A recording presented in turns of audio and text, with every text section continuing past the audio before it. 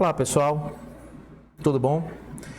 Vamos dar continuidade aqui na nossa aula sobre algoritmos, né? Conforme nós já vimos na aula passada alguns conceitos básicos e que é algoritmo, como é importante a gente ter e manter e conseguir transportar e escrever o nosso algoritmo em sequências finitas, em sequências lógicas, ordenadas.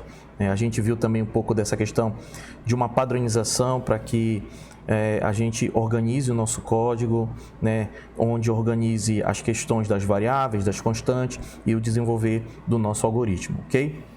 Na aula de hoje a gente vai começar falando um pouco mais sobre alguns detalhes e características de operações e comandos que nós temos dentro da linguagem algorítmica, ok? Então vamos lá. Bom, em algoritmo nós podemos trabalhar com os seguintes operadores aritméticos. E tudo aquilo que a gente faz das nossas operações, das nossas expressões, a resposta dela também vai obedecer uma determinada hierarquia, ou seja, a resolução delas vai obedecer essa estratégia de hierarquia. Então, nossos operadores aritméticos, nós temos adição, subtração, multiplicação, divisão e exponenciação. Tá? Lá na frente eu vou estar falando também de funcionalidades, ou seja, de funções ou procedimentos que já tem dentro do seu escopo um determinado cálculo, né? Como, por exemplo, uma raiz quadrada, como um resto da divisão, como truncar o número de real, né? Truncando o número real a gente consegue chegar ao número inteiro, de arredondamento, enfim, a gente tem algumas funcionalidades que nós vamos chamar mais lá na frente de funções, chamadas de funções, para a gente poder realizar esses cálculos, ok? Mas por enquanto vamos concentrar aqui nos nossos operadores mais básicos. Então nós temos esses operadores, da subtração até a exponenciação, contudo, nós temos que entender que é importante, nesse momento, no momento da utilização e da programação, e quando eu falo programação, entendam que na programação algorítmica, através de uma linguagem natural, até a sua conversão para uma linguagem de programação, é importante nessas operações aritméticas, nessas expressões aritméticas, a utilização de parênteses, porque o parênteses vai dar para a gente, né, o entendimento para a máquina, não é para a gente, claro, é para a máquina, o entendimento para a máquina de que par de comandos ele vai estar executando primeiro. Okay? Mas também é importante sempre lembrar que existe uma hierarquia dessas operações aritméticas. Então, pessoal, a primeira coisa que ele vai estar realizando é tudo aquilo que tiver entre parênteses. E se tiver múltiplos parênteses, parênteses internos, ou seja, aquela hierarquia de parênteses, né? Um parênteses dentro de parênteses, ele vai começar a realizar primeiramente os parênteses mais internos, como na matemática convencional. Okay? Então, vai começar a utilização, a busca pelos parênteses, os mais internos, por exemplo. E depois, o que é que ele vai fazer? Ele vai procurar exponenciação, isso é a ordem de execução, a ordem hierárquica de operação e execução dentro das expressões aritméticas. Depois ele vai buscar a multiplicação e depois a divisão. E por fim ele vai buscar a soma ou subtração, o que aparecer primeiro. Essa sempre vai ser a ordem de execução e de resolução de uma expressão aritmética quando a gente está trabalhando com algoritmos.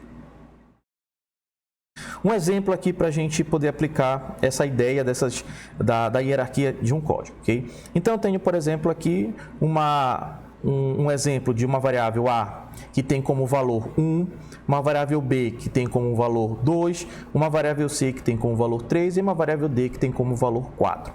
Então, aqui embaixo eu tenho a minha expressão. Se eu pegar a variável A e somar com 1, então é o conteúdo da variável mais 1. Então, quanto é A? A é 1 mais 1, então o resultado dela vai ser 2. Ok? Simples assim, as operações são diretas, se não houver nenhuma complexidade da utilização de uma hierarquia ou da utilização de um parênteses para me dizer que par de expressão vai ser executado primeiro, então a execução ela é direta. Okay?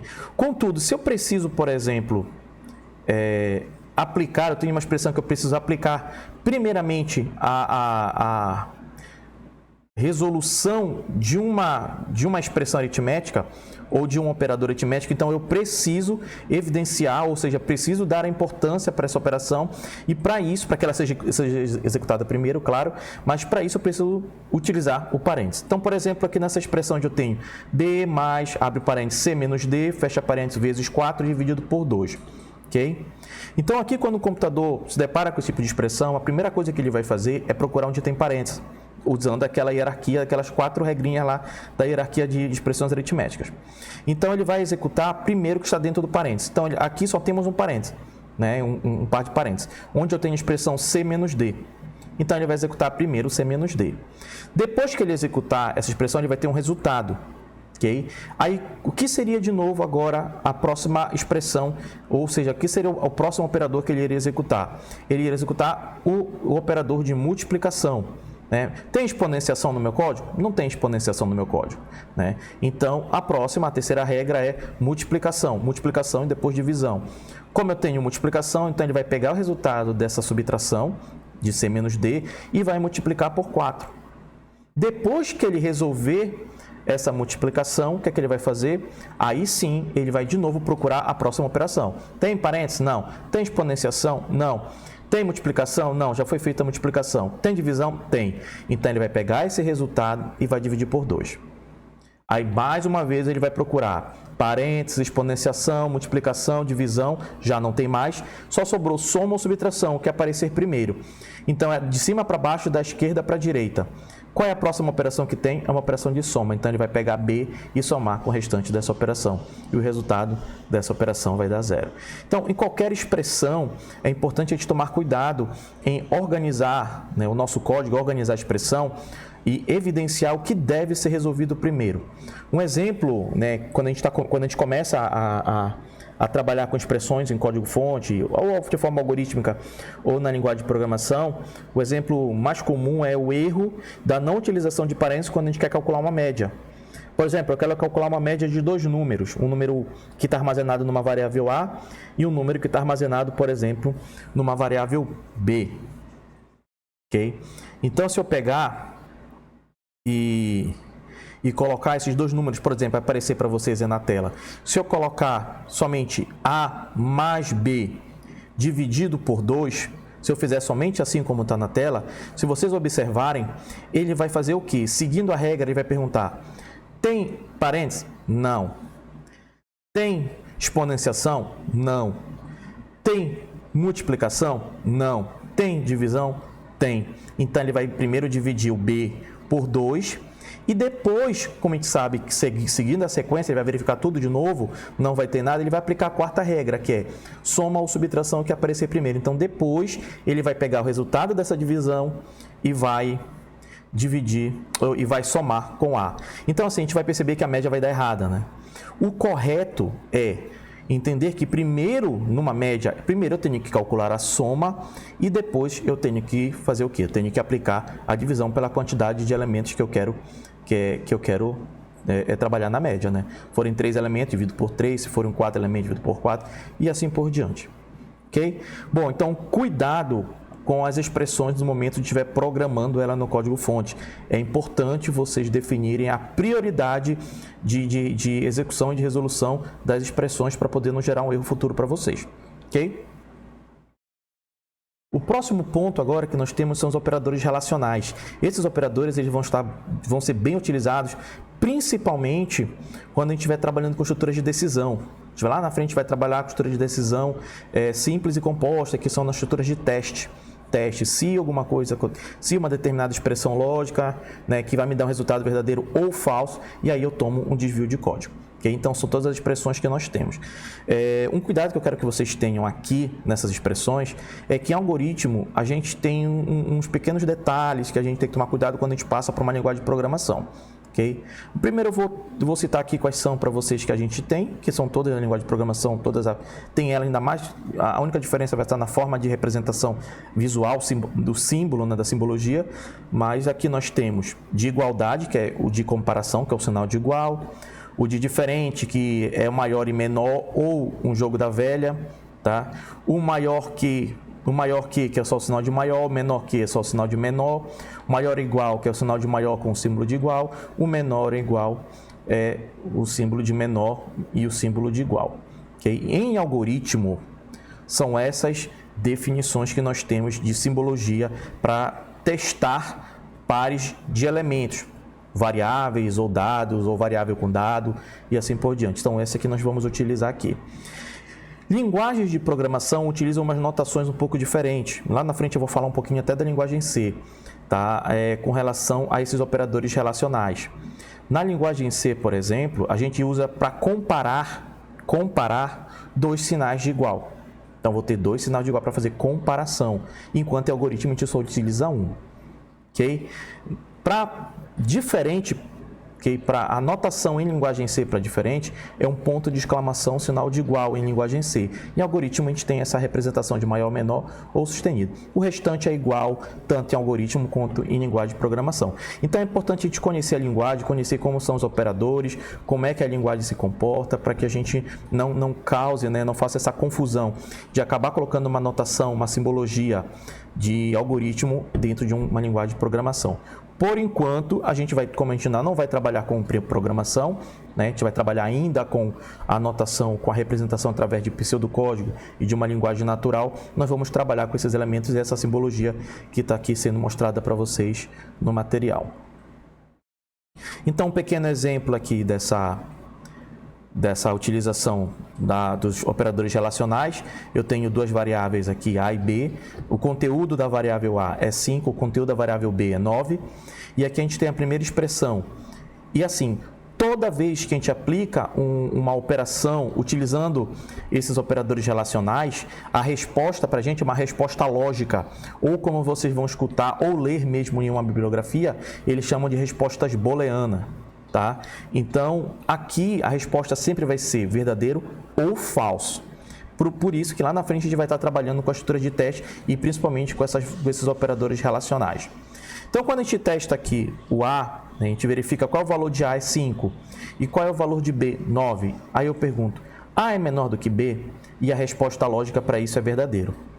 Quando eu passo para a próxima expressão, nós temos aqui A diferente de B. O A é diferente de B?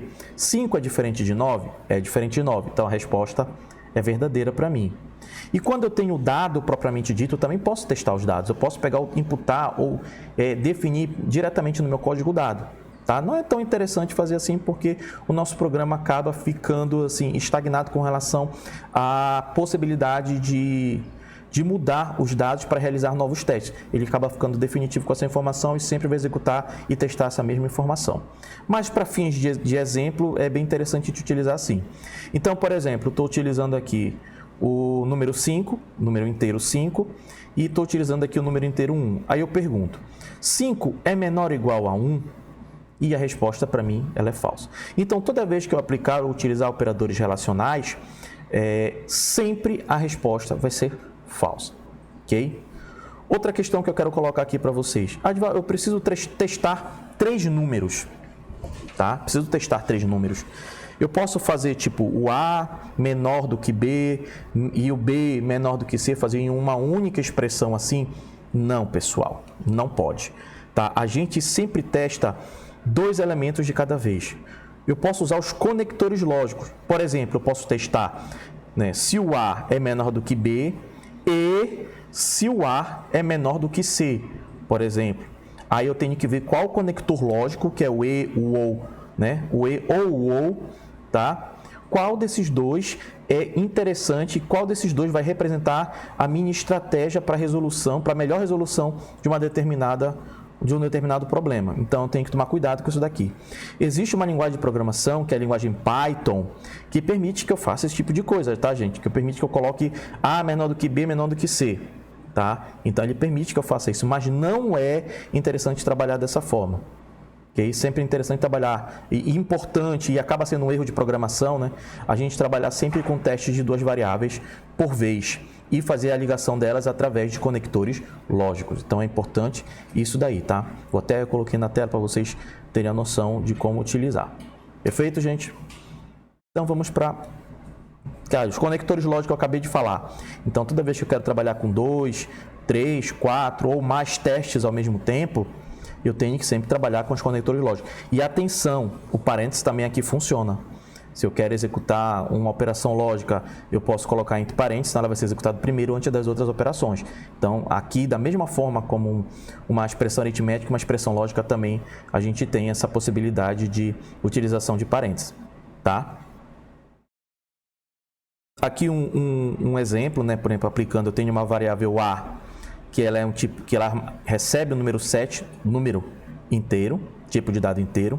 Eu tenho uma variável b, notem que está entre aspas. Toda vez que tiver entre aspas simples ou duplas, é uma variável do tipo literal, é um dado do tipo literal.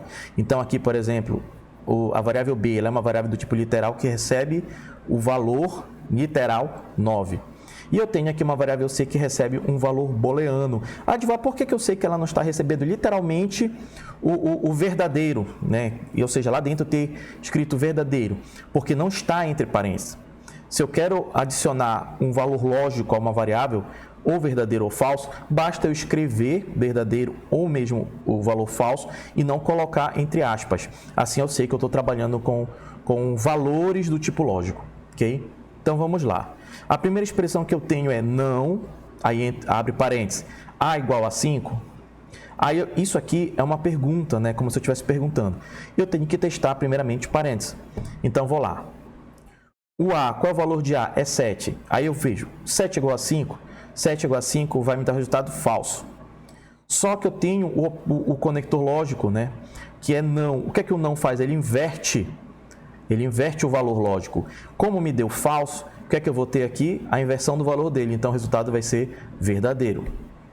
A próxima expressão que eu tenho, o b é igual a x, y, z. Perceba que eu estou testando variável do tipo literal.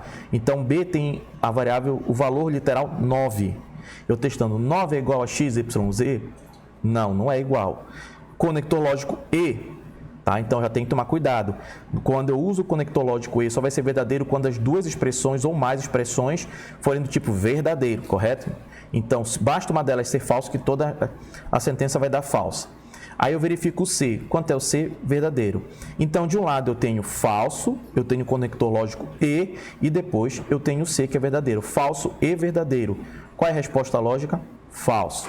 Okay? Para ser verdadeiro, lembrando, todas as expressões têm que ter como resultado verdadeiro.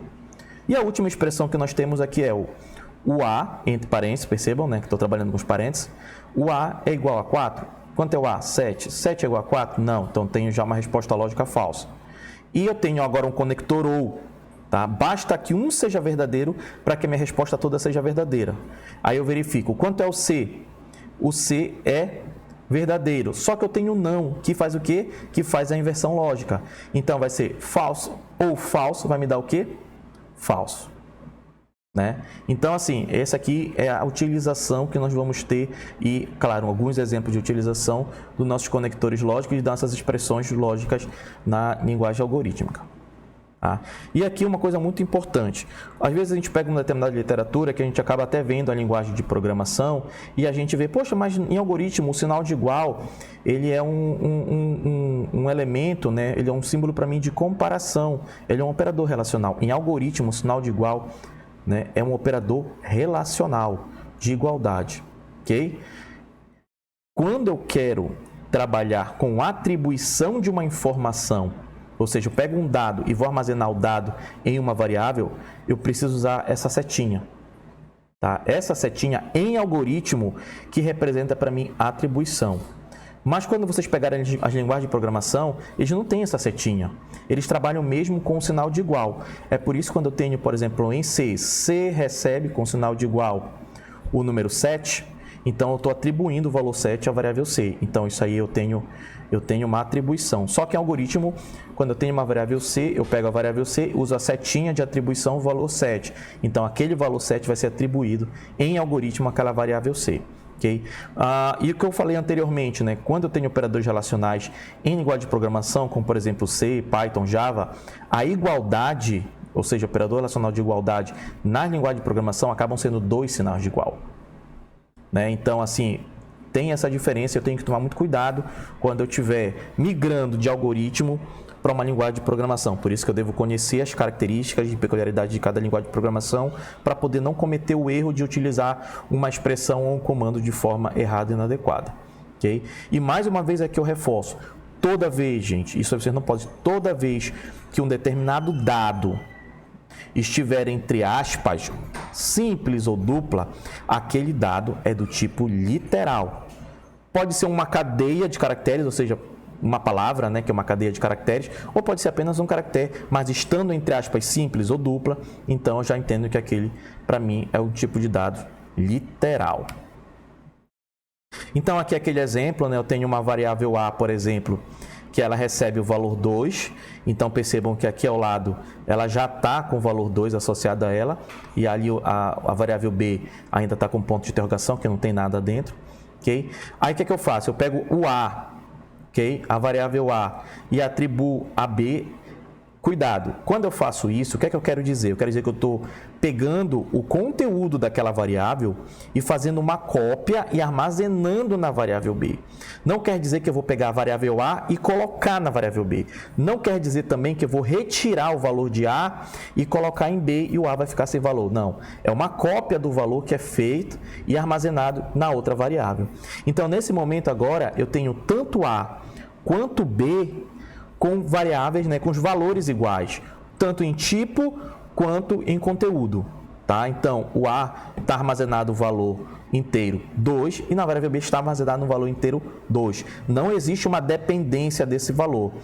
Aí, o que é que acontece aqui? Por exemplo, ó, eu tenho B agora, o que é que vai acontecer? Ele vai receber, percebam o sinal de atribuição, B recebe B mais 3. Como assim? Olha lá, primeiro eu vou tratar, vou executar o que está do lado da minha atribuição, né? Então, quanto é o valor de B? O valor de B é 2. Então, o que é que eu vou fazer? Eu vou pegar, substituir, né? 2 mais 3, o que é que vai acontecer? Quanto é 2 mais 3? 5. Então, o valor 5, ele vai ser armazenado na variável B. Mas lá não tinha o valor 2? Tinha. A partir desse momento, dessa linha de comando, o que é que vai acontecer? Ele pega o resultado de 2, soma com 3, que vai me dar o resultado de 5. E esse valor 5 vai ser o quê? Vai ser colocado na variável B, ou seja, vai sobrescrever o antigo valor que estava lá, que é 2. Então, a partir desse momento, a variável B ela tem o valor 5. Outro ponto importante, toda vez, gente, toda vez, tanto em algoritmo quanto em linguagem de programação, toda vez que eu recebo um dado, independente do seu tipo, ou posso receber por linha de comando, ou receber por um sensor, por qualquer fonte de dados, de entrada de dados que seja, sempre eu tenho que armazenar em uma variável essa informação. Tá? E eu vou mostrar que existem pequenas exceções, mas porque o comando ele é apropriado para isso. Mas se eu quero manipular, né, realizar alguma operação sobre esses dados, eu tenho que me preocupar e o dado ele não fica solto no código. Não pode aparecer uma instrução apenas número 5. Aí o computador vai dizer, mas o que é isso? Não sei o que é isso, 5 o quê? O que é que eu vou fazer? Vou imprimir? Eu vou subtrair? O que é que eu vou fazer com isso? Então, acaba gerando um erro no nosso código-fonte.